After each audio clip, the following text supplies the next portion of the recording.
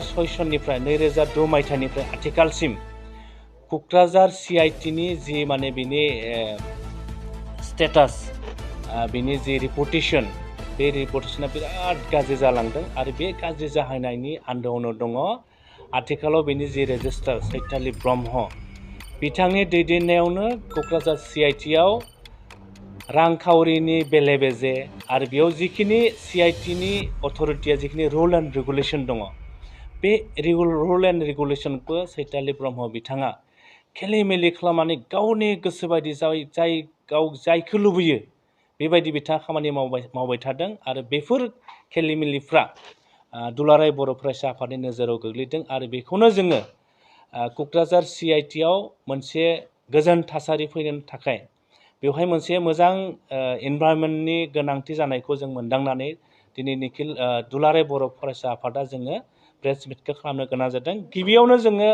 बुंनो नागिरदों आथिखालाव CITनि जि रेजिस्टार चैतालि ब्रह्मनि जि एपइन्टमेन्ट 2006 सनाव बिथाङा एपइन्टमेन्ट मोनदों बे एपइन्टमेन्टआवबो जथेस्थ' खेलिमेलि दङ।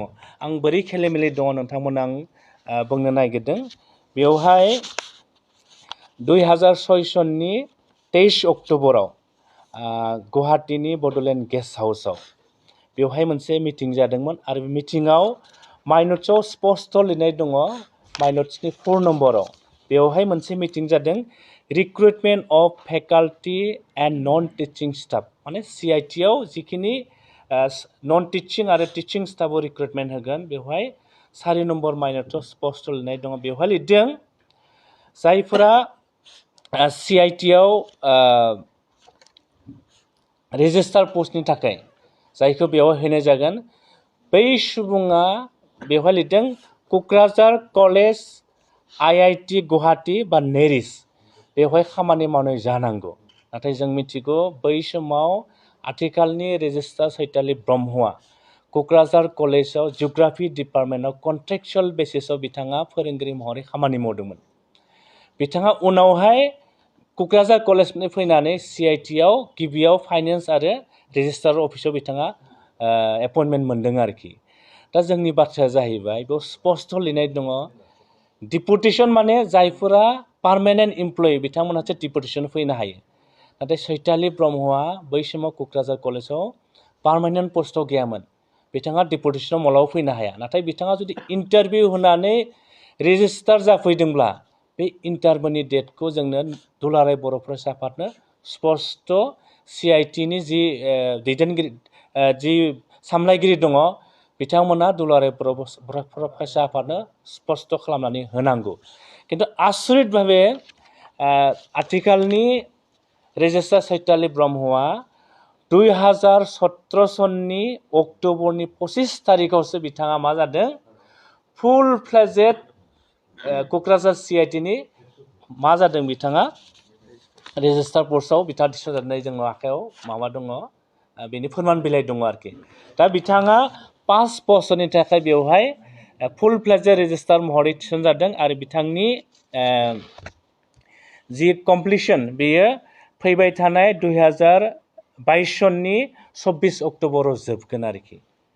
दा बिथाङा जिबायदि खेलिमेलि जानानै बेवहाय रेजिस्टार पस्टआव बिथाङा थाफैबाय बेल' नङा गावनि एपइन्टमेन्टआवथ' खेलिमेलि दङ बिथाङा मा खालामबावदों CITआव रांखान्थिनि बेलायावबो एपइन्टमेन्टनि बेलायावबो बिराद खेलिमेलि खालामदों आरो बोरैबा खेलिमेलि खालामदों बेवहाय जे क'क्राझाराव सासे एक्जिकिउटिभ इन्जिनियारनि बेवहाय पार्मानेन्ट पस्ट दङ खिन्थु बे पार्मानेन्ट पस्टखौ बिथाङा होआलासिनो मा खालामदों 2017 सननि अक्ट'बरनि 25 तारिखआव दिल्लीनि सासे प्रबीण कुमार होननाय सासे बिथाङा project consultant engineer at the level of chief engineer जोंना आखायाव फोरमान बिलाइ दङ बे पस्टआव बिथांखौ थिसननाय जादों क'क्राझार CITआव। ओमफ्राय बिथांनो कन्ट्रेक्चुवेल बेसिसआव थिसननानै दानफायाव 1,50,000 रां हिसाबै होनाय जादों। बे प्रबीण कुमारखौ फिन 1.5 मासनि उनावनो 2017नि 13 अक्ट'बराव फिन बिथांखौ मोनसे रिभाइस अर्डार खालामनानै मा खालामबावदों प्रजेक्ट कनसालटेन्ट इन्जिनियारनिफ्राय चिफ प्रजेक्ट इन्जिनियारनि माने आपग्रेडेड खालामनाय जादों आरोखि। दा खोथाया जाहैबाय सासे बेक्तिया बोरै 1.5 मासनि उनावनो माने प्रजेक्ट कनसालटेन्ट इन्जिनियारनिफ्राय बोरै चिफ प्रजेक्ट इन्जिनियार जानो हायो, बे जोंनि सोंथि। बेखौ जोंनो CIT नि जि अथरिटि बिथांमोना क्लियार खालामनानै होनांगौ। आरो मोनसे बाथ्राबाव, प्रबिन कुमारनो बिथांमोना 1,50,000 उनाव बिखौ मा खालामदों, बिथांखौ प्रमोसन होनायनि उनाव 1,80,000 पार मान्थ होनाय जाबावदों। आरो आसरित खोथाया जाहैबाय, प्रबिन कुमार बिथांनो CIT आ G ब्लक A3 आव बिथांनो क्वार्टार मोनसे होनाय जादों आरो थानो थाखाय। नाथाय जों मिथिनायाव बिथाङा क्वार्टारखौ ताला मारिनानै क्वार्टाराव थायाखै। बिथाङा CIT नि गेस्ट हाउसआव दङ। आरो जेब्ला बिथाङा CIT नि गेस्ट हाउसआव दंमोन, बै समाव जानाय लोंनाय गासिबो फ्रि। खिन्थु बेवहाय जोंनाव मोनसे फोरमान बिलाइ दंबावो, बिथांनो हाउस रेन्टनि मुङाव बिथांनि दरमानिफ्रायनो एक्सट्रा मा होनाय जादों, 11,880 टका, माने 11,880 रां बिथांनो फिन CIT निफ्राय हाउस रेन्टनि मुङाव होनाय जादों। खिन्थु जों मिथिगौ, सासे बेक्तिया, सासे इमप्लयिया क्वार्टार मोननायनि उनाव बिथांनो फिन बिदि हाउस रेन्टनि मुङाव दरमायाव एक्सट्रा फैसा होनाय जाया। दा बेखौबो जोंनो CIT कर्तृपक्षआ स्पष्ट खालामनानै होनांगौ आरोखि। जों बुंदों रांखान्थिनि बेलायाव आथिखालनि रेजिस्ट्रार चैतालि ब्रह्मआ जथेस्थ' खेलिमेलि खालामदों। जोंनि आखायाव मोनसे तथ्य दङ, आं बे तथ्यखौ नोंथांमोननो फोरमायनो सानदों। जेब्ला 2006 सननि 4 आगस्टआव दिल्लीनि शास्त्रि भवनाव क'क्राझारनि CIT खौ गायसननायनि थाखाय मोनसे हाइ लेभेलनि मिटिं जादोंमोन। बै हाइ लेभेलनि मिटिङाव 2 नम्बर माने लिस्टआव CIT नि रुल्स एन्ड रेगुलेसन आरो बेनि फान्डिं पलिसिनि थाखाय मोनसे बिथांमोना थांखि लानाय जादों। बेवहाय लिरदों जे CIT खौ जिखिनि इनफ्रास्ट्राक्चार दङ, बेनि बिल्डिंनिफ्राय लानानै एकाडेमिक बिल्डिं, बेनि वर्कशप, बेनि जिखिनि डेभेलपमेन्टनि थाखाय मा खालामनो, जिखिनि थाखा फैसा फैगोन, बे थाखा फैसाखौ बर्तमान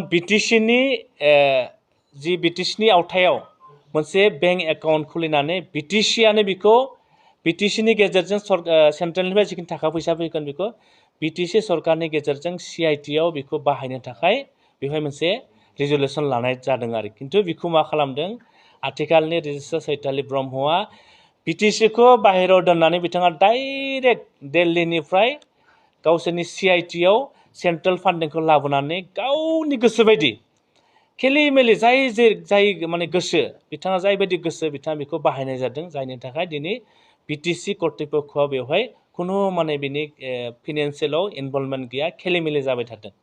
दा बेफोरबायदि बाथ्राफोरखौ दुलाराय बर' फरायसा आफादनाव जोंनाव मोनफैदों। आरो बेखायनो जोङो बेनि स्पष्ट जानो थाखाय जोङो CIT नि जि अथरिटि दं, बिथांमोनाव स्पष्ट जानो थाखाय बिथांमोनखौ जोङो फोरमायहर